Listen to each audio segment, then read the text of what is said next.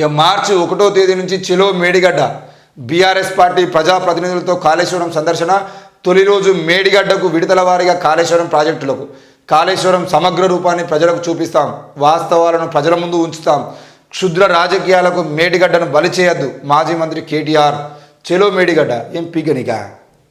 అదే మొన్న కేటీఆర్ అన్నాడు కదా, ఏం పీకనికా అని. ఏమన్నాడు? రేవంత్ రెడ్డి ఉన్న ఆయన మంత్రివర్గం పోతా అంటే నల్గొండ సభలో కూర్చొని కేసీఆర్ ఏమన్నాడు? ఏం మేడిగడ్డకు బొందలగడ్డకు ఏం పీకనికి పోతారా అని చెప్పేసి అన్నాడు. మరి ఇలా కేటీఆర్ ఎందుకు పోతాడు? అది మేడిగడ్డ కాదురా భయ్, అది బొందలగడ్డ. మీ బొందలగడ్డ ఊర్రా భయ్, మేడిగడ్డకి ఎందుకు పోతారు అని చెప్పేసి మాట్లాడినాడు. మాటలన్నింటినీ ఇవాళ ఒకసారి కేటీఆర్కి ఏటీ చేసి పెట్టండి ఎవరన్నా.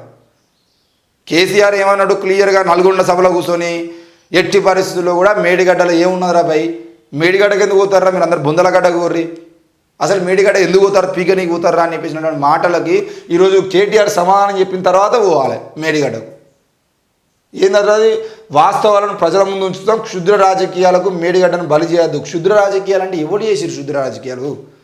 అది బీఆర్ఎస్ అధికారంలో ఉన్నప్పుడే కదా మేడిగడ్డ ప్రాజెక్టు కూలిపోయింది.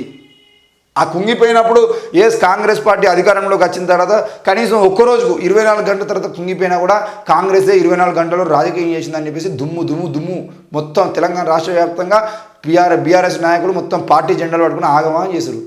వాళ్ళ పాలనలో ఉన్నాయి.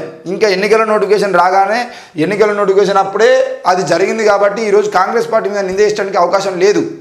ఈరోజు ఒకవేళ కాంగ్రెస్ పార్టీ అధికారంలోకి వచ్చిన తర్వాత జరిగేది ఉంటే మీరు అన్నట్టుగా అది క్షుద్ర రాజకీయాలు అనుకోవచ్చు.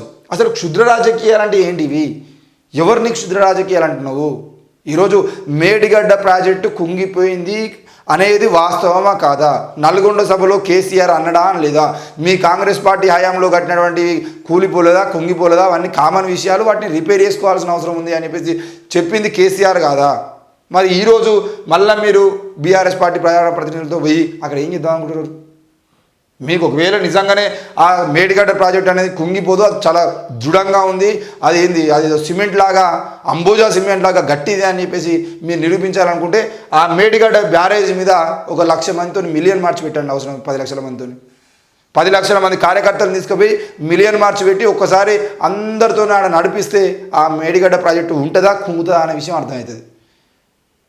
మరి మేడిగడ్డ ప్రాజెక్టు మీద మీరు ఇంకేం చెప్తారు?